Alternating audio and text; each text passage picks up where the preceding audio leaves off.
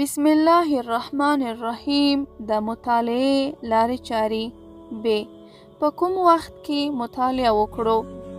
مطالعې ته تر چمتو کېدو دمخه باید ووینو چې آیا د کار ته لازمه حوصله او چمتووالی لرو که نه. که په موږ کې دغسې چمتووالی نه وي یا خوب راځي، ښه دا ده چې خپل ځان ته تکلیف ور نه کړو.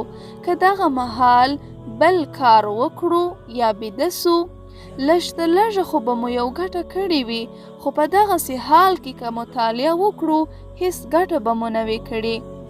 مطالعه که هر څونه د تفریح لپاره هم وي، بیا هم مناسب حال احوال او چمتووالی ورته پکار دی. ښه دا دی چې په لاندې مواردو کې مطالعه ونه کړو. اول، کله چې مو په یو بل کار کې فکر بند وي یا مو فکر خراب او پریشانه وي، باید مطالعه ونه کړو. دویم، کله چې خوب راځي. دریم، د ډوډۍ تر خوړلو وروسته یا تر استراحت دمخه.